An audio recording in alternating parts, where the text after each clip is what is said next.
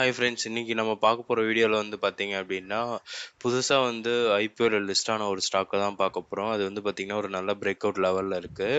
இது வந்து ஒரு எனர்ஜி ஸ்டாக்கு. ஸோ நம்ம வீடியோ பார்க்கறதுக்கு முன்னாடி வந்து நீங்கள் இந்த சேனலுக்கு புதுசாக பார்க்குறீங்க அப்படின்னா இந்த வீடியோ பார்க்குறீங்கன்னா சப்ஸ்கிரைப் பண்ணிடுங்க மறக்காம. அதுக்கப்புறம் இந்த சேனலில் நான் போடுறது எல்லாமே வந்து பார்த்தீங்கன்னா எஜுகேஷனல் பர்பஸ்க்காக மட்டும்தான் ஃப்ரெண்ட்ஸ். சரி வாங்க, என்ன ஸ்டாக் அப்படிங்கிறத வந்து நம்ம பார்க்கலாம். ஸோ நம்ம பார்க்க போகிற ஸ்டாக் வந்து பார்த்திங்கன்னா ஐஆர்எம் எனர்ஜி. இது வந்து பார்த்தீங்க அப்படின்னா 26 அக்டோபர் வந்து லிஸ்ட் ஆச்சு. லிஸ்ட் ஆனதுக்கு அப்புறமே வந்து பார்த்திங்கன்னா கொஞ்சம் டவுனில் தான் போச்சு. ஆனால் இதில் வந்து QIB வந்து அதிகமாக சப்ஸ்கிரைப் பண்ணியிருந்தாங்க.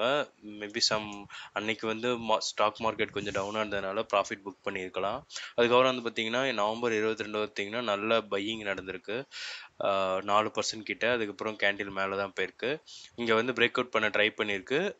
அது வந்து பார்த்திங்கன்னா திரும்பி வந்து கீழே வந்துருச்சு. சப்போர்ட் எடுத்துகிட்டு இங்கே வந்து நல்ல வால்யூமோட வந்து பார்த்திங்கன்னா நல்ல பிரேக் அவுட் நடந்திருக்கு. ஸோ இந்த ஸ்டாக்கை பற்றி வாங்க பார்க்கலாம். இது வந்து இப்போ IPOவில் வந்து லிஸ்ட் ஆச்சு லாஸ்ட் மந்த்து. இதோட மார்க்கெட் கேபிட்டலைசேஷன் வந்து பார்த்திங்கன்னா 2000 கோடி கிட்ட.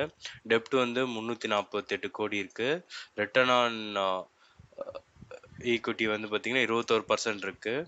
ஃபேஸ் வேல்யூ 10 இருக்குது. ஸோ ஃப்யூச்சரில் வந்து இவங்க வந்து போனஸ் இல்லை ஸ்பிட் வந்து கொடுக்க வாய்ப்பு அதிகமாகவே இருக்குது. அதுக்கப்புறம் சேல்ஸ் க்ரோத் வந்து லாஸ்ட் 3 இயர்ஸ் வந்து 80% கிட்ட இருக்குது.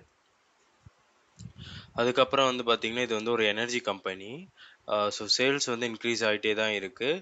ஆனால் என்ன ஒன்று அப்படின்னா ப்ராஃபிட் ஆஃப்டர் டேக்ஸ் வந்து பிஃபோர் டேக்ஸ் வந்து இல்லை நெட் ப்ராஃபிட் வந்து லைட்டாக குறைஞ்சிருக்கு.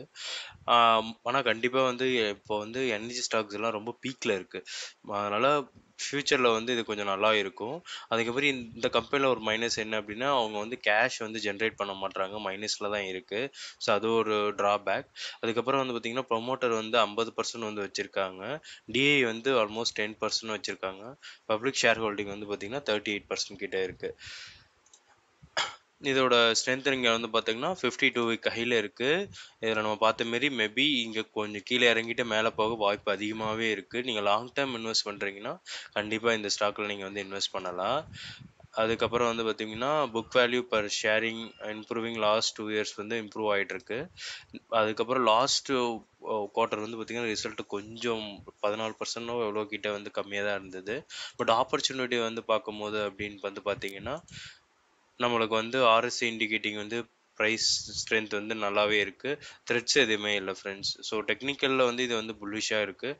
ஃபண்டமெண்டலும் ஓரளவு ஓகேவாக தான் இருக்குது. இதில் நான் ஆல்ரெடி இன்வெஸ்ட் பண்ணியிருக்கேன். ஆல்மோஸ்ட் 10% கிட்ட இப்போக்கி நான் லாபத்தில் இருக்கேன். நீங்களும் வந்து இந்த ஸ்டாக்கை செக் பண்ணிவிட்டு உங்கள் ஃபினான்ஷியல் அட்வைசர்கிட்ட வந்து செக் பண்ணிவிட்டு நீங்கள் வந்து பை பண்ணலாம் ஃப்ரெண்ட்ஸ். ஸோ இந்த வீடியோ உங்களுக்கு பிடிச்சிருந்தா லைக் அண்ட் கமெண்ட் பண்ணுங்கள். உங்கள் ஃப்ரெண்ட்ஸ் அண்ட் ஃபேமிலி எல்லாத்துக்குமே வந்து ஷேர் பண்ணுங்கள்.